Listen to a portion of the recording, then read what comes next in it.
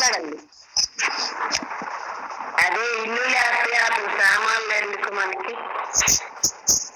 అంటే అక్కడ ఏంటంటే తల్లి వేడిని కొట్టేస్తే కనుక చెట్టు మొత్తం ఎండిపోయినట్టు, శరీరం ఏం కాదని వాడికి అనుభవపూర్వకంగా తెలిస్తే వాసనలన్నీ కూడా అవే ఎండిపోతాయి. ఒకదానికోటి లింక్ అయి ఉన్నది. వాసన ఎండిపోయినా శరీరం లేదు, అలాగే శరీర భావం లేకపోయినా రెండు. అది ఎప్పుడు వస్తుంది? ఎప్పుడు అనుక్షణం కూడా నువ్వు ఉండాల్సిన స్థితిలో స్వస్వరూపంలో ఉంటుంటే గాని ఈ వాసనలు కూడా పూర్తిగా ఎండిపోవచ్చు. అలాంటి స్థితిలో ఉండడానికే మనం ప్రయత్నం చేయాలి. సమాజం వచ్చిన ప్రతి ఒక్కరు కూడా ఆ ఎప్పుడు మనసుకి విషయం అందివ్వకుండా ఆ ఖాళీలోనే ఉండడానికి మన మనసు అలవాటు అయిపోతే పూర్తిగా ఎండిపోతాయి. అదే గురువు గారు చెప్పట్లే అన్ని సున్నా చేసుకోండి, అన్ని ఎండమావులు చేసుకోండి అంటే ఈ ప్రపంచంలో వేటి వల్ల కూడా వీడికి ఏ విధమైన ఉపయోగం లేదని వాడికి మానసికంగా అనుభవంగా అర్థమైతే ఇంకా వాడి జోలి బోడు వాడు అసలు. ఎప్పుడైనా ఉపయోగం లేని దాన్ని ఎవరు పట్టుకుంటాడండి? ఉపయోగకరమైన దాన్నేగా పట్టుకుండేది. ఒక ఆత్మలో ఉంటే తప్పక మనకి లాభం లేదు. ఆ పరమాత్మ ఉంటేనే మనకు ఉపయోగం ఈ శరీరం వచ్చినందుకు అని ఎవడైతే వాడు తేల్చుకొని తెలుసుకుంటాడో అనుభవంగా, ఆ స్థితిలో ఉంటే ఇవన్నీ ఒకదానికొకటి మొత్తం పోతాయి. అందుకని ప్రతి ఒక్కరు ఆ స్థితిలో ఉండడానికే మనసు అలవాటు పడాలి. మన బృహదారణ్యకోపనిషత్తు విన్నాము. ఆయన ఏం చెప్పాడు శ్రీనివాసరావు గారు? అమ్మ అంతా ఖాళీ, రూపనామాలు ఖాళీ చేయండి, ప్రపంచాన్ని ఖాళీ చేయండి. గురువు గారు ఏం చెప్పారు? కొంప అంటే ఇక్కడ ఏంది? మనసే కొంప. ఆ మనసు ఖాళీ చేస్తే ఇంకేమీ లేవు. ఎప్పుడు ఆ ఖాళీలో ఆకాశంలో ఏముందండి? ఏమీ లేదు, ఖాళీ. అలాగే మీ మనసు ఖాళీ అయితే జన్మ లేదు. ఖాళీ లేకపోతే భర్తీ అవుతూ ఉంటే ఈ రూపనామాన్ని చూసి, ఈ ప్రపంచాన్ని చూసి అభిప్రాయ దృష్టి పెట్టుకొని శరీరం నేననే నమ్మకంలో ఉన్నప్పుడు జన్మలు ఉన్నాయి. ఎప్పుడైతే శరీరం నేను కాదు, స్వరూప అనుభవం అదే కదా. సమాధి అనుభవం ఏంటి? నువ్వు శరీరం కాదనేగా. రాత్రి నిద్రలో శరీరం లేదు, ధ్యానంలో శరీరం లేదు. మరి ఈ జాగ్రత్తలో ఉన్న శరీరాన్ని, లోపల ఉండే వాసనలని వాడు విచారణ చేసి అన్నింటిలో కూడా దోష దర్శనం చేసుకొని ప్రతి వాసనని వాడు ఎండగడితే ఇంకుండేది ఆ పరమాత్మ స్వరూపమే, ఇంకేం లేదు. ఇక్కడ కల్తీ తీసేస్తే ఇప్పుడు బంగారపు వస్తువులు ఉన్నాయి. వస్తువు కావాలంటే కల్తీ కలుస్తుంది. అన్ని కరిగించి మళ్ళీ ఒక ముద్దగా చేస్తే, అలాగే గురువు గారు చెప్పినట్లు కల్తీ అంతా తీసేసుకుంటే ఇక ఉండేది ఆ పరమాత్మే. కల్తీ ఎప్పుడుంది? ఈ వాసన ఉన్నప్పుడు కల్తీగానే ఉంది. ఆ వాసనలన్నీ పోగొట్టుకుంటే అభిప్రాయ దృష్టి అంతా పోతే ఉన్నదంతా కూడా బ్రహ్మమయమే అయితే వాడికి ఇక కల్తీ లేనట్టు, కల్తీ పోయినట్టు. అట్లాంటప్పుడు వాడికి ఏం చూసినా కూడా బ్రహ్మమయంగా ఉంటుంది, కానీ అక్కడ అభిప్రాయంగా ఉండదు. ఇక వాడికి ఎప్పుడు స్వరూపంలో ఉండేవాడికి ఆ స్థితికి మనం అందరం వెళ్తే అందరూ జీవన్ముక్తులే. అప్పుడు ఎప్పుడు ఆ పరమాత్మ తప్ప వేరే దృష్టి లేకుండా బతికేవాడికి ఇంకా వాడు జీవన్ముక్తుడే. శరీరం పెడితే అదే విదేహ కైవల్యం. ఈ ఎన్ని మాటలు చెప్పుకున్నా ఆ స్థితి గురించే. ఇక ఆ అనుభవం అందరూ పొందాలి. అందరూ పొందాలంటే మరి ఎట్లా సాధ్యమైంది ఈ స్థితి? అది కూడా చెప్తా. ఈ ప్రపంచంలో గురువు గారి దగ్గరికి వచ్చిన తర్వాత నాకేమీ వద్దు, ఇక మోక్షమే కావాలి. ఈ ప్రపంచంలో వేటిట్లో రుచి లేదు. ఇంద్రియాలతో పొందే ఆనందంలో, ఈ ప్రపంచంలో వీడి పొందే వస్తువులో అన్నిట్లో కూడా దేనిలో కూడా నిజమైన ఆనందం లేదు. ఇది తాత్కాలికమే. కానీ ఈ ఆనందం కూడా ఎట్లా ఉంది? దుఃఖభూయిష్టంగా ఉంది. దుఃఖం లేని చోటుకి వెళ్ళాలి వాడు, ఎప్పుడు ఆనంద స్వరూపంగానే ఉండాలి అని ఎవరికై వాడికి వైరాగ్యం కలిగితే, అప్పుడు ఈ ప్రపంచ విషయాల పట్ల రోత కలిగితే ప్రతి ఒక్కదాని పట్ల అప్పుడు పరమాత్మలోనే నిలబడిపోతాడు. గురువు గారు అలా విచారణ చేసుకొని ఇక్కడ ఏం లేదని తేల్చుకొని ఆ స్థితిలో ఉండి మనందరికీ పాఠం చెప్పారు. మనం కూడా ఏంది, మనకి అర్థమైపోయింది. నా వరకు నాకు అర్థమైంది. నాకు ఇక్కడేం ఆనందం లేదని నా మనసు గెలుచుకుంది. అందుకని ఏంటంటే ఎక్కువగా నిరంతరం అబ్బో ఆ సమాధిలో ఉండటానికి ఇష్టపడుతుంది కానీ విషయాల్లోకి రావడానికి ఇష్టపడదు. ఎందుకంటే దీన్ని నమ్మితే మళ్ళీ జన్మే.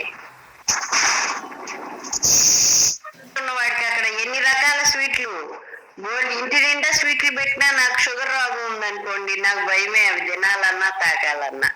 అలాగే మనసుకు కూడా ఒకసారి అనుభవం అయింది. ఏమని? వీటన్నిటిని నేను టచ్ చేయటం వల్లే, వీటన్నిటి మీద నేను మోహం పెట్టుకోవడం వల్లే, ఏనాటి సంకల్పాల వల్ల నేను జన్మ తీసుకున్నాను. ఆ జన్మ ఇప్పుడు ఇక్కడ ఉండే పరిస్థితి అన్ని కూడా ఇష్టంగా అవుతుంది, ఏది సంతోషంగా అనిపించలేదు. కాబట్టి ఇంకా వీటిని మానసికంగా వదిలేయాలి. వీటి వల్ల నాకు ఏ విధమైన ఉపయోగం లేదు, ఒక ఆత్మస్థితిలో ఉంటే తప్పక ఇంకా దేని వల్ల ఏ విధమైన ఉపయోగం లేదు నాకు. నేను ఆత్మలో ఉంటే తప్పక నాకు అదొక్కటే ఉపయోగం అని ఎవరి మనసు వాడు నిర్ధారణ చేసుకోవాలి. అది ఒకరికి చెప్తే వచ్చేది కాదు. అది రాదు అంటే మరి దోష దర్శనం చేయండి. ప్రతి దాంట్లో దోషాన్ని దర్శిస్తే అప్పుడు అవసరమైంది, ఇప్పుడు అనవసరమైన చెత్తంతా ఇంట్లో పెట్టుకుంటే ఎంత నరకమో, అన్ని ఇది అవసరం లేదు అని బయట పారేస్తే ఇల్లు ఎంత హాయిగా ఉంటుందో, మీ మనసు కూడా ఈ ప్రపంచాన్ని మానసికంగా త్యజిస్తే అప్పుడు పరమాత్మలో ఉండడం అలవాటైతే ఆ పరమాత్మ స్థితిలోనే నిలబడి రేపొద్దున శరీరం వదిలిపెడతాడు. అప్పుడు అందరికీ మోక్షమే. పాఠం మీ అందరికీ కూడా అదే చెప్పేది నేను.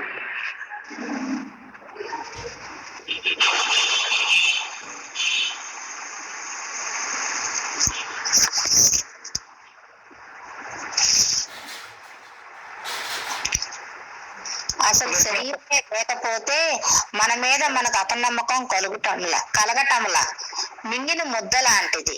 అనుభవించి తీరాలి అంటున్నాం కదా, అనుభవించి తీరాలి తప్పదు అంటున్నాం కదా.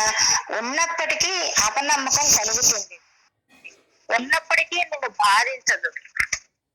శాస్త్రం ఏమి చెప్పింది? జగత్తు లేదని చెప్పింది కదా. అది ఎలా చెప్పింది? జగత్తు వల్ల చెప్పింది అని నువ్వు అడగద్దా? ఇంకొకళ్ళు అన్నారని, చెడిపోయానని చెప్పావు కదా. నువ్వెందుకు ఇలా బుద్ధి లేకుండా మాట్లాడుతున్నావు? అప్పుడు శరీరం తెచ్చుకొని వాళ్ళు అంటున్నారు, సిగ్గు లేక దాన్ని కోపడుతున్నాము. ఎవరైతే ఏమనుకుంటున్నారో కోడల్ని కోపడదామని, కూతుర్ని కోపడదామని, కూతురు ఎక్కడుంది, కోడలు ఎక్కడుంది చెప్పడానికి సిగ్గేయాలి. నిజం కాని మాటలు చెప్పుతుంటే ఎలా ఉంటుందండి? కల వచ్చింది, పెద్దమ్మాయి వచ్చిందని, పావులు కనిపించే వాళ్ళకి సుమతులు ఆపున్నావు, ఆపితే చెప్తారు. మాట్లాడిన లక్ష్యం. అది పాఠం చదవడం ఉత్సాహంగా ఉన్నా అది లోపలికి దిగాలి. దిగితేనే అసలు అయిన అనుభవం పొందేది వాడు. ఇప్పుడు గురువు గారు ఈ చెప్పిందంతా చదువుకుంటున్నారు అందరూ, బానే ఉంది, మంచిదే ఇది. కానీ ఈ చదివింది బయటికి వెళ్లకుండా మీ మనసుకి అర్థం కావాలి. ప్రతి ఒక్క అంశం కూడా ఆమె ఏదైతే చెప్పారో ఆ అంశం మీ మనసుకు పడితే కదా మీకు అర్థమయ్యేది. ఇప్పుడు సులోచన ఉత్సాహంగా పాఠం చదువుతున్నది, మంచిదే. దీనికన్నా మంచి ఇంకేంది? అసలు విచారణ చేసుకోవాలి.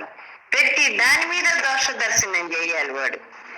ఇక్కడ నీకేవైతే కనపడుతున్నాయో, నువ్వు సమాధిలో ఉండడానికి ఏ వాసన అయితే నిన్ను అడ్డుకుంటున్నదో ఆ వాసన మీద దోష దర్శనం చేయొద్దు. చేస్తే కదా అనుభవం పొందేది. ఆ అనుభవం పొందితే కదా నువ్వు పరమాత్మగా ఉన్నట్టు. మరి అలాంటి స్థితికి ప్రతి ఒక్కళ్ళు వెళ్ళాలి. ఉత్సాహంగా పాఠం చదివినట్టు ఉత్సాహంగా అనుభవంలో ఉండడానికి మనసుకి ఆ విచారణ చేయించి, దీనిలో ఏమీ ఆనందం లేదు, చెరుకు రసం తీసి పారేస్తున్నారు, ఆ బిబ్బంతా దుడి పక్కన పారేస్తారు, మొత్తం సారం లాగుతాడు వాడు ఆ మిషన్ ద్వారా. అలాగే ఈ ప్రపంచంలో అన్ని మనం ఇంద్రియాల ద్వారా పొందే ఆనందాలన్నీ ఎవడి స్థాయిలో వాడు అనుభవించాడు ఇప్పుడు. అయినా కానీ ఇంకా రోత ముట్టట్లా. ఇంకా దీని మీద మోహం ఉండడం చేతే మనలో ఉండే పరమాత్మ అసలు ఎక్కడున్నాడండి? బయటే ఎక్కడున్నాడు? లోపలే ఉన్నాడు ఆయన. ఆ లోపల ఉండేటువంటి ఆయనలో మనం ఉండలేకపోతున్నామంటే ఇంకా ఈ పిప్పిలో ఏదో సారం ఉంది అనుకుంటున్నాడు. అందుకని అట్లా వాడు ఆ పిప్పి ఎట్లా తీసి పారేస్తారో ప్రపంచంగా కనపడేటువంటి ఇంద్రియాలతో పొందే ఆనందాలన్నీ గాని, ఇక్కడ కనపడేటువంటి వస్తువుల మీద గాని ఆ పిప్పి పడేసినట్టు మీరు దీంట్లో ఏమీ సారం లేదు అని ముందు మీరు అందరూ అర్థం చేసుకుంటే అప్పుడు ఇంకుండేది పరమాత్మే. పాఠం చదివేటప్పుడు ఉన్న ఉత్సాహం అనుభవంగా కూడా ఉండాలి. అప్పుడే నిజమైన ఆనందాన్ని పొందుతున్నాం. ఇప్పుడు పాఠం చదివేటప్పుడు ఆనందంగానే ఉంది, కానీ దానికంటే కోటి రెట్లు ఆనందం ఎప్పుడంటే నువ్వు మానసికంగా ఈ ప్రపంచాన్ని వదిలేసినప్పుడే ఉండగలుగుతావు. అది నీలోనే ఉంది, ఎవడు ఇచ్చేది కాదు. గురువుగారు అదే చెప్పారు, మోక్షం బయట కొనుక్కొచ్చేది కాదు, నువ్వు అదే అయి ఉన్నావు. అయితే ఈ చెత్త మొత్తం తీసేయాలి, దీంట్లో సారం లేదని తెలుసుకోవాలి. ప్రతి దాని మీద వాడు విచారం చేసి తీసేసుకొని అప్పుడు కానీ అది తీసేసుకుంటే కానీ మానసికంగా హాయిని పొందలేడు. ఆ హాయిలో కూడా ఏంది, ఎప్పుడు ఏళ్ల తరబడి ఆ స్థితుల్లో ఉంటేనే పూర్తిగా సమసిపోతుంది. ఇక్కడ ఉండే జీవత్వపు వాసనలు దొంగోడు కనుక చీకట్లో ఎలా ఉంటాడో వాడు కనిపెట్టుకొని మాయ కూడా అలాగే ఉంది ఇక్కడ. అది ఏదో ఒక క్షణం వీడిని గొంతు బిసుకుతుంది.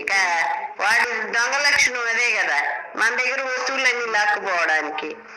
అలాగే ఈ మాయ కూడా ఏం చేస్తుందంటే కనిపెట్టుకొని ఉంటుంది. అందుకని ప్రతి అంశం మీద కూడా వాడు విచారం చేసి దీంట్లో ఆనందం లేదు, సుఖం లేదు, దుఃఖమే ఉంది. ఆ సుఖంలాగా కనపడుతున్న సుఖం కూడా నిజమైన సుఖం కాదు, దుఃఖంతో కలిసి ఉన్నది. కాబట్టి ఇక దుఃఖం వద్దు, మనకి అమృతత్వ స్థితికి వెళ్ళాలి. ఈ దుఃఖాలొద్దు, ఈ సుఖాలొద్దు, మనం చావు పుట్టుకలు లేనటువంటి స్థితికి ప్రయాణం చేయాలని ఎవరికై వాడు గట్టిగా నిర్ణయించుకోవాలి. మామూలుగా సరిపోతుంది, అలా ఉంటే గాని సాధన చేయలేడు. ఇప్పుడున్న ఉత్సాహం ప్రతి క్షణం ఉండాలా, విచారం చేయాలా. దేనివల్ల నేను సమాధానాన్ని పొందలేకపోతున్నాను అంటే నా మనసులో ఉండేటువంటి చెత్త వల్లేగా, ఈ ప్రపంచ వాసనలేగా నన్ను అడ్డుకుంటున్నాయి అనేది ఎవరికై వాడు తెలుసుకోవాలి. ఇప్పుడు సూర్యుడు ప్రచండ వేగంతో ఆయన కాంతి ఇస్తున్నాడు, కానీ మనం అన్ని తలుపులు బంధించుకుంటే ఆ వెలుగు మన లోపలికి ఎక్కడొస్తున్నది? మన తలుపులు అంత గట్టిగా వేసుకుంటే లోపలికి ఎట్లా తీసుకుంటున్నాం? తీసుకోలేకపోతున్నాం కదా. అలాగే మరి ప్రపంచం అంతా అదే శక్తి ఉంటే మన మనసు ఎందుకు పట్టుకోలేకపోతున్నది? అక్కడ ఏం అడ్డం కూర్చున్నాయి? అది ఎవరికై వాడు అంతర్ముఖమై లోపలికి చూసుకొని తీసేసుకొని ఆ స్థితిని అనుభవిస్తుంటే గాని వాడికి అర్థం కాదు అది. అందుకని ప్రతి ఒక్కడు అలా ప్రయాణం చేయాల్సిందే. గురువు గారు ఎలా ప్రయాణం చేశారో మనమందరం కూడా ఆ మార్గంలో అట్లాగే ప్రయాణం చేస్తే కానీ ఆ స్థితిని పొందలేడు వాడు. అందరూ అదే అయినప్పటికీ కూడా ఆ మార్గంలో ప్రయాణం చేసిన వాడే దాన్ని పట్టుకోగలుగుతాడు. అది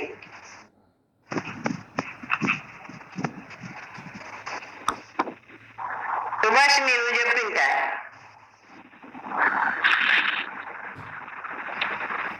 కల వచ్చింది, పెద్దమ్మాయి వచ్చిందని పాములు కనిపించాయండి, భయం వేసిందండి. అమ్మవారు వచ్చింది, పూజలు చేయమందండి. మంటలు కనిపించాయండి, అమ్మాయి పెద్ద మనిషి అయిందేమో. ఇలా సలహాలు ఇచ్చేస్తున్నారు. కళలు కూడా నమ్ముతున్నారన్నమాట. వీరికి కళని చెప్పడానికి సిగ్గుపడాలి. తెల్లారి కట్ట వచ్చిన కళలు నిజమవుతాయి అంటే నమ్మేస్తాడు. అంటే శరీరంతో వచ్చే కళలు నిజమవుతాయని ఇలా మన గతాన్ని గురించి చెప్పినప్పుడు దాని నోరు ముగించాలి. ఏమి చెయ్యాలి? 50 అంకెలు లెక్క పెట్టాము. ధ్యానం చెయ్యటము, అర్థం చూసుకోవటము చెయ్యాలి. మనం సులోచనాథం. పిన్ని గారు మాట్లాడండి అమ్మా.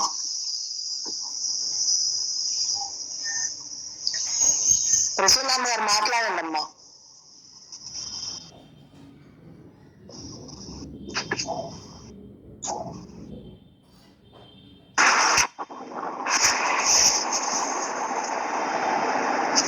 అమ్మ మ్యూట్ తీసి మాట్లాడండి, వినబడింది మాకు.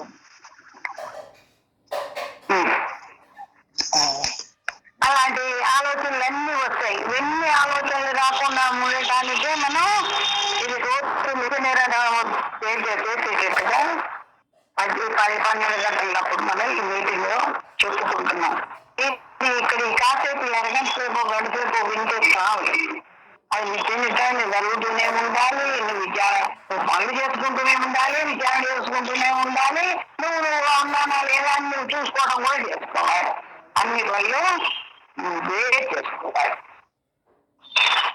దానికి ఎంతకాలం ఇవన్నీ చేస్తున్నావా లేదా అని ఇంకా వినగా అది ఇంకా గట్టి పడాలన్నమాట.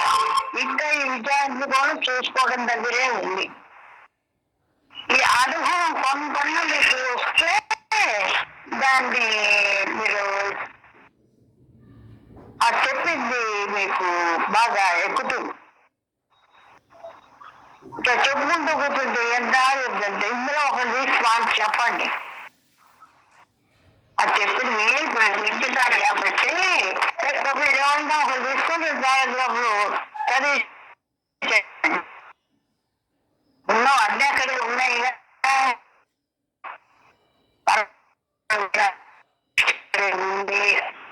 అభిప్రాయం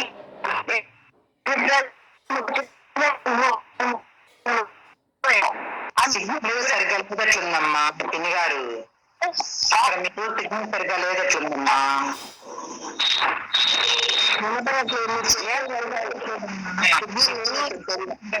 మాట అంతా కట్ అవుతుందమ్మా. వాయిస్ చూసే పెడతామమ్మా. లేకపోతే ఊర్లో ఇన్నర్ పెట్టానే ఇప్పుడు తీసి మాట్లాడుతున్నాను. సిగ్నల్ సరిగ్గా లేక అభిప్రాయ దృష్టి వలన వస్తున్నది. అభిప్రాయ దృష్టి అంటే ఏంటి? నేను పరిపాలన మాట మర్చిపోయి ఈ శరీరం నేననే దృష్టిలోనే ఉన్నాడు. అది అజ్ఞాన దృష్టి. అది అభిప్రాయం. వాళ్ళు నాకు అక్కయ్యో అన్నయ్యో చెల్లెలో ఫ్రెండో వినపడుతుందా?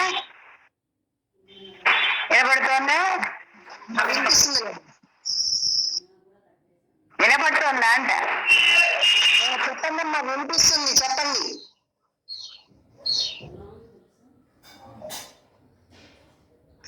సుభాష్ మ్యూట్ లో పెడుతున్నారు, నువ్వు మాట్లాడమ్మా. లేదు అంటే ఆ మనసు ఎన్ని రకాలుగా వీడిని మభ్య పెట్టడానికో చెప్తుంది. ఆ పిల్లలు వచ్చారనో పిల్లలు వస్తారని తెలిసిందనో వాళ్ళు వచ్చినప్పుడు ఏం చెయ్యాలనో ఎలా చెయ్యాలనో ఎన్నో రకాల ప్లానింగ్ వేస్తుంటుంది ఆ మనసు. చాలా మోసగారు కదండి మనసు. అది ఏం చేస్తుంది? ఆ కళ వస్తే ఆ కళ నిజం అనిపించి కళలో వాళ్ళు వచ్చారని వీళ్ళు వచ్చారని ఇన్ని చెప్తుంటే అసలు కళ నిజం కాదని ఎవరికైనా తెలుస్తుంది కదా. ఆ కళ గురించి వివరంగా వీడు ఇంత ఇదిగా ఆసక్తిగా చెప్తున్నా అంటే సిగ్గేయాలి కదా వాడికి. లేని దాని గురించి ఇంత ఆసక్తిగా చెప్తున్నాను ఏంటి అనేది వాడికి ఎలా సిగ్గేయడానికి వీలవుతుందో, అలాగే ఇక్కడ రూపనామాలు లేనప్పటికీ రూపనామాలు ఉన్నాయని నమ్మకంతో వాటి గురించి చెప్పడం అనేది అంత మనం చేసేటువంటి పొరపాటు అనమాట. ఇక్కడ వీళ్ళు ఇలా అన్నారండి, వాళ్ళు అలా చేశారండి, వాళ్ళు అలా మాట్లాడారండి అనేటువంటిది. అంటే ఇక్కడ వ్యవహారమే చూస్తున్నాడు కానీ ఆ సగుణాన్ని చూస్తున్నాడు కానీ నిర్గుణాన్ని చూడట్లేదు వాడు. సగుణ దృష్టిగానే ఉన్నప్పుడు, అభిప్రాయ దృష్టిగానే ఉన్నప్పుడు వాడు జన్మకు కావాల్సిన తయారైపోతుంది. అక్కడ నీవు సరి చూసుకుంటూ అసలు నేను ఎలా ఉన్నాను, నేను దేన్ని చూస్తున్నాను, ఇక్కడ రూపనామాలకు విలువిస్తున్నానా, బ్రహ్మాండ జ్ఞానంగా ఉన్నాననేది ఎవడికి వాడు చూసుకోవాలి. వాడు రూపనామాల దృష్టి కలిగి వీటి మీద అభిప్రాయం కలిగి ఉన్నాడు అనుకోండి, అది జన్మకే అమ్మో జన్మ, ఇంకా నాకు జన్మ అక్కర్లేదు, వీటి వల్ల ఏ రకమైన ఉపయోగం లేదు. జన్మలు ఇప్పటి వరకు ఎన్ని జన్మలు అయిపోయినాయో, అక్కడ తిన్నాము, కట్టుకున్నాం, బంధుత్వం ఉంది, అన్నీ ఉన్నాయి, కానీ ఏమైనా తృప్తి పడ్డాడా వీడు?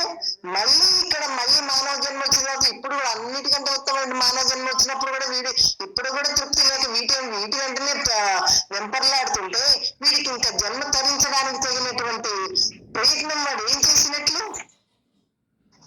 ఇప్పుడు గురువుని పొంది అంత ముందంటే తెలియకపోవడం అంటే సరే, ఇప్పుడు గురువుని పొంది గురువు చెప్పిన తర్వాత ఆ మార్గంలో ప్రయాణం చేస్తూ ఆ మనసు చెప్పేటువంటి అభిప్రాయాల్ని నమ్మకాలని వాటిని నమ్మకండగా అపనమ్మకం కలిగి నువ్వు ఎన్ని చెప్పినా సరే నేను నమ్మను, ఇక్కడ ఎన్ని ఉన్నప్పటికీ ఇవన్నీ వస్తుంటాయి పోతుంటాయి ప్రతి ఒక్కటి, ఇప్పుడు కష్టం వస్తుంది పోతుంది, సుఖం వస్తుంది పోతుంది, ఇదంతా కూడా నాటకంలో ఏ పాత్ర వచ్చి ఆ పాత్ర పోషణ చేసి ఎలా వెళ్ళిపోతుందో అలాగే ఇక్కడ ఉండేటువంటి శరీర సంబంధ బాంధవ్యాలన్నీ కూడా అలాగే ఉన్నాయి.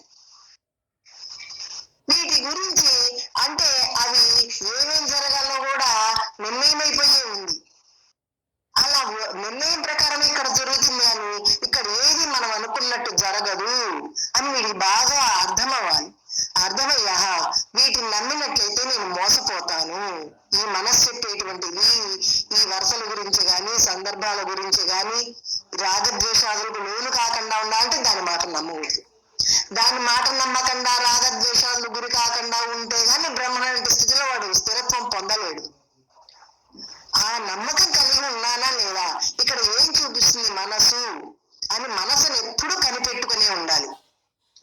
ఆ మనసు కనిపెట్టుకుని ఉంటే గాని ఏంటంటే వీడి నమ్మకాలు అనేక రకాల ఎన్ని జన్మల నుంచి ఉన్నటువంటి నమ్మకాలు కదండి, వాసనలు కదండి. వాడు ఏమంటాడు, తెల్లవారుజామున వచ్చేటువంటి కళ నిజమవుతుందంటండి అంటే వాడు ముద్ర చేసుకున్నాడు. ఆహా ఎప్పుడో కళకి ఒకసారి అట్లా జరిగిందండి, వచ్చినట్లుగానే జరిగిందండి ఇంకా దాన్ని పట్టుకుని వాడాడు.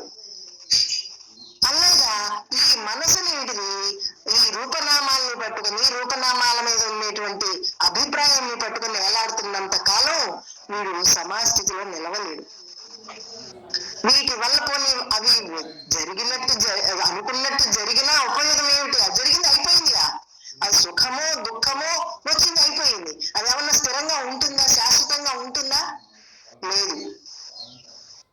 అటువంటి వాటి కోసం మన కాలాన్ని వృధా చేసుకొని మన సమయాన్ని అంతా వృధా చేసుకుని మానవ జన్మ వృధా చేసుకున్నట్లయితే ఇంకా మానవ జన్మ వచ్చి మనం ఏం చేస్తున్నట్లు అని వాడికి విచారణ వచ్చి ఏమైనా సరే నువ్వేమి చెప్పినా సరే నాకు ఇదేమీ వద్దు, నేను బ్రహ్మని, ఇక్కడ ఉన్నదంతా కూడా బ్రహ్మగానే ఉంది, నేను నమ్మను, నీ మాట నమ్మనని ఆ మనసు మాట నమ్మకంగా వీడు ప్రయాణం చేయాలి.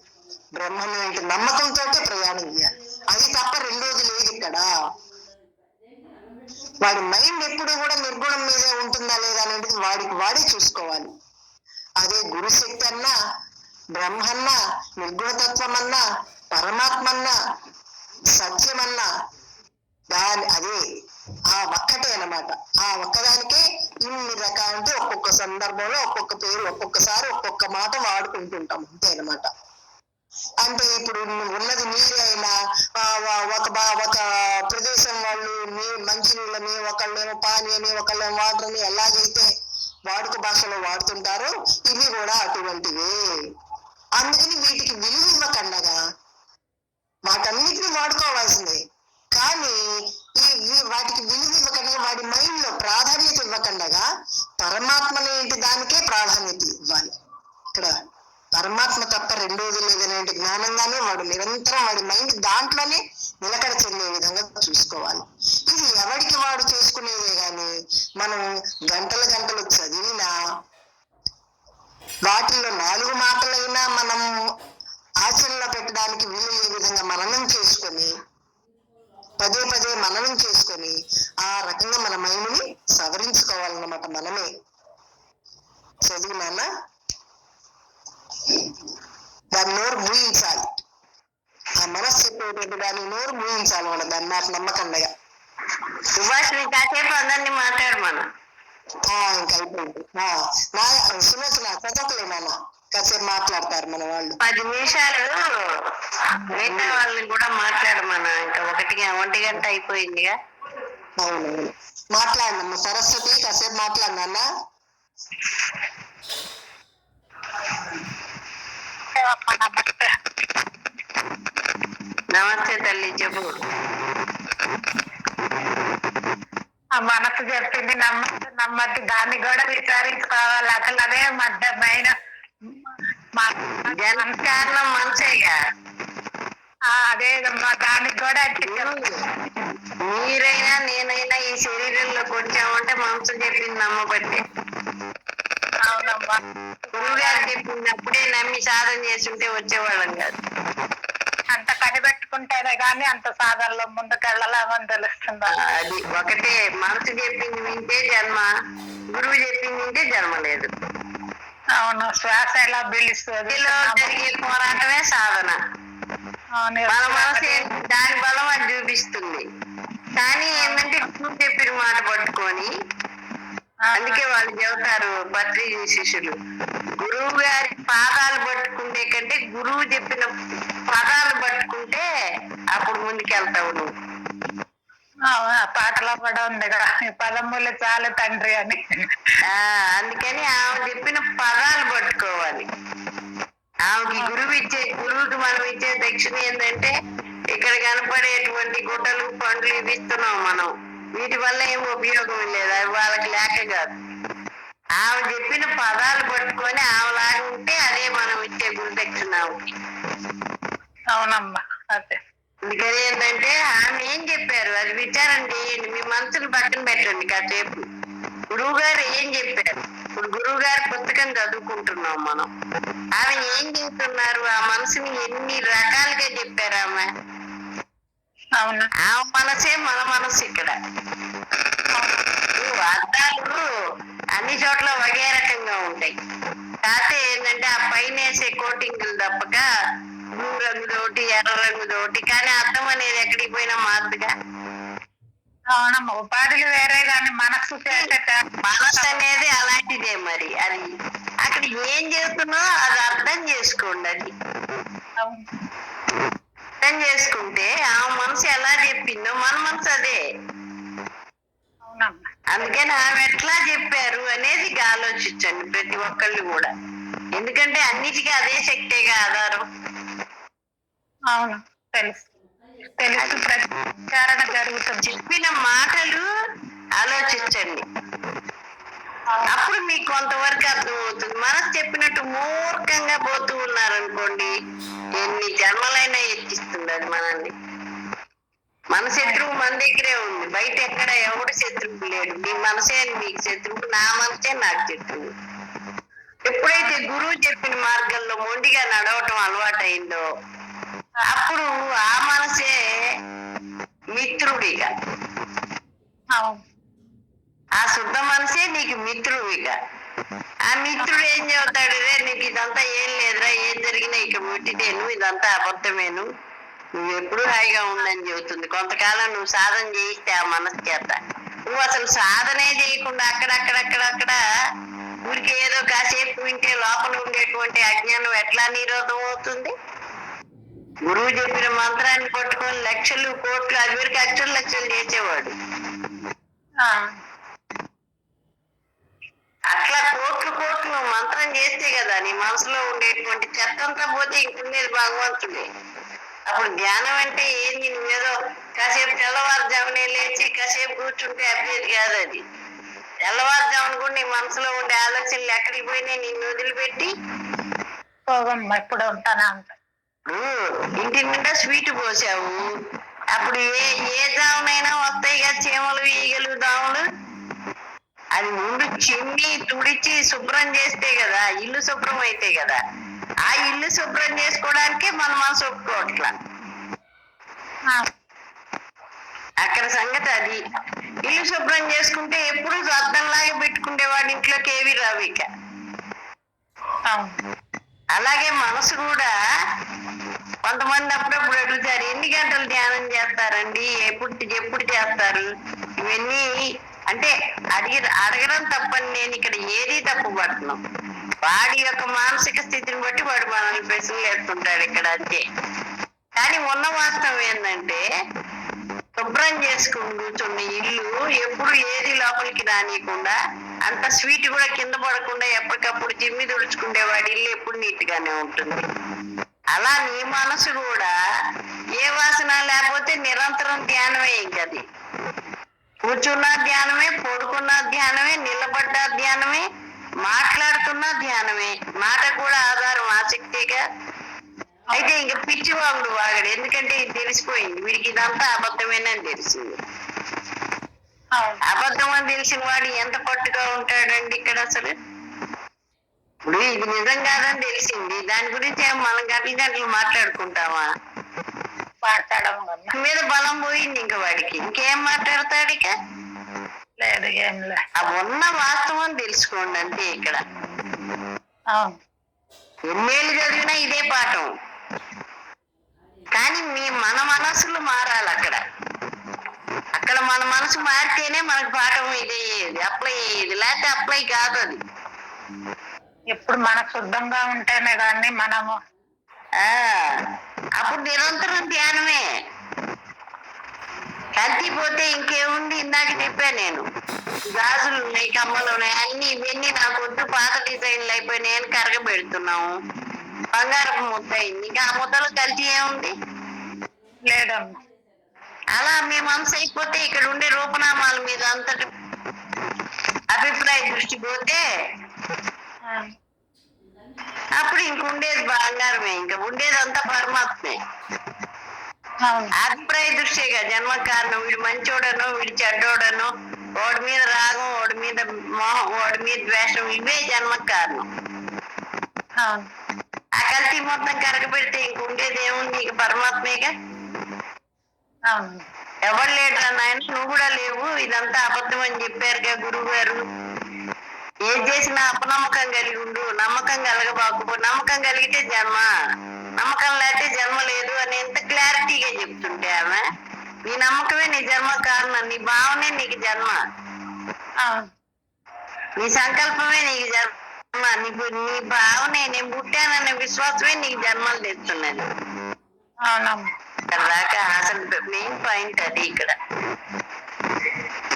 అలా అర్థం చేసుకోండి అందరూ కూడా, అప్పుడు బయటపడిపోతారు. ఏముండదు ఇక్కడ, ఆ మెలిక తీసేసుకోగలగాలి. అయితే ఏంటంటే శుద్ధం అయితే తొందరగా ఉంటుంది మనసు. ఇప్పుడు రోజు క్రమశిక్షణగా కూర్చోబెట్టాము పిల్లవాడు అనుకోండి, వాడు బాగానే మాట్లాడాడు, అల్లరి చిల్లరగా తిరిగే వాడిని కూర్చోబెట్టడం చాలా కష్టం. అనేక జన్మల నుంచి వాసనలతో నిండిపోయినటువంటి మనసుకి నువ్వు బ్రహ్మవిరా అన్నా గాని వాడు అదే విండు, వాడు చెప్పిందే వాడు వింటాడు. అందుకే జన్మలు పట్టేది. కానీ ఏంటి అంటే దీనివల్ల మనకి లాభం ఉందని తెలిసిపోయిందిగా గురువు మాట వల్ల. ఇంకా మళ్ళీ పుట్టక్కర్లేదుగా. ఎంత హాయి పుట్టబట్టి కదా ఇన్ని కష్టాలు, ఇన్ని బాధలు. ఇక్కడ ఏం ఆనందం ఉంది? ఏం లేదమ్మా. ఇక్కడ మనం పొందే ఆనందాల నిజమైన ఆనందాల. నిజమైన ఆనందం అయితే మళ్ళీ మళ్ళీ మనసు ఎందుకు కోరుకుంటున్నది? ఇప్పుడు ఇంట్లో వాడు తృప్తి పడ్డాడు అయితే ఎందుకు కోరుకోదు కదా, తృప్తి చెందట్లా. వాడు ఎన్నిసార్లు అనుభవించినా తృప్తి చెందట్లా. అందుకని అది నిజమైన ఆనందం కాదుగా. ఇక్కడ ఏది లభించినా వీడికి అదే. అక్కడ అట్లా వాడు లోపల లోపల లోపల లోపల మొత్తం విచారణ జరగాలి మానసికంగా. జరిగి ఎక్కడక్కడ మెదలకుండా తగలబెట్టి పారేసేయాలి. వాడు జ్ఞానమే తగలబెడుతుంది. ఆ స్థితిలో ఉంటే అన్ని తగలబడిపోతాయి. అట్లా ఎవరికై వాళ్ళు టెస్ట్ చేసుకోండి, వాళ్ళ మనసుని చేసుకొని గురువు చెప్పిన మార్గంలో నడిస్తే అందరూ అదే. అది కాకుండా అసలు ఇంకో వస్తువు లేనే లేదు ఇక్కడ. బ్రహ్మం తప్పకి ఇంకో వస్తువు లేనే లేదు. అన్నిటికీ ఆధారం ఆ శక్తి. మరి అదే ఎవరన్నా మాట్లాడండి.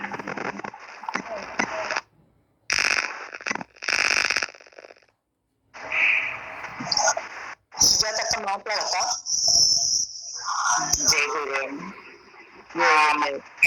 వెళ్ళే మనసుకి మీరు అన్నట్టు మంత్రం పట్టించాలన్నమాట. గద్దెప్పక మార్గం లేదండి. ఇప్పుడు చెత్త ఉంది, ఇంటి నిండా చెత్త ఉంది అనుకో, అన్ని అంత నిప్పు తీసి దాని మీద వేస్తాము, అదే తగలు పెట్టాలి. మరి ఇంకేం మార్గం లేదు ఇక్కడ. ఏ గురువైనా కానీ మీలో ఉండేటువంటి అజ్ఞానాన్ని ఈ మీద నేను తీసేస్తానంటే అదంతా ఒట్టి మాటే. మీరే తీసేసుకోవాలి. ఇప్పుడు మీరు అన్నం తింటే నాకు ఆకలి తీరదు, నేను అన్నం తింటే మీకు ఆకలి తీరదు కదా. ఎన్ని పదార్థాలు ఉన్నాయి, ఎవరి ప్లేట్లో వాడు పెట్టుకొని తింటేగా ఆకలి తీరి శక్తిగా మారేది. జ్ఞానం కూడా అట్లాంటిదే. మంత్రం కనుక తాడుగా మంత్రం ఏమీ లేదు, అసలు మీకు ఉన్న భ్రమలన్నీ పోవాలి. నాకేం లేవు అనుకుంటారు, లోపల బోల్డ్ అన్ని ఉంటాయి. అవి కనపడని ఎన్నో ఉన్నాయి మనందరిలో కూడా. అవి మొత్తం పోతే గానీ మీరు ఎప్పుడు హాయిగా ఉండరు. హాయిగా ఉండటం అంటే పరమాత్మే హాయిగా, పరమాత్మ స్థితే కదా అది. ఆ హాయిలో ఏముంది, ఏమీ లేదు అసలు అక్కడ. మరి అలా ఉండాలంటే ఇవన్నీ ఇప్పుడు చేతులకి కాళ్ళకి పాములు దుర్చుకుంటున్నాయి అనుకోండి, ఏమి హాయిగా ఉంటారు. అది మీరు కూడా అంతే మరి. ఇంకా మంత్రం తప్పక ఎవరు ఏం చేయలేరు. మీరు మంత్రం పట్టుకొని చేసుకుంటే మీ మనసు ఖాళీ అయితే అప్పుడు నువ్వు బ్రహ్మవిరా అంటే అది నిలబడుతుంది, లేకపోతే నిలబడదు. చిల్లుకుండలో ఎన్ని నీళ్లు పోసినా అవి నిలబడవు. ఎవరి మనసు అయినా అదే, ఎవరికైనా ఇదే పాఠం. నాకైనా ఇదే చెప్పే, నాకు కూడా ఇదే రూలు, మీకైనా ఇదే రూలు. ఇంతమందికి ఈ రూల్స్ లేవు అసలు ఇక్కడ.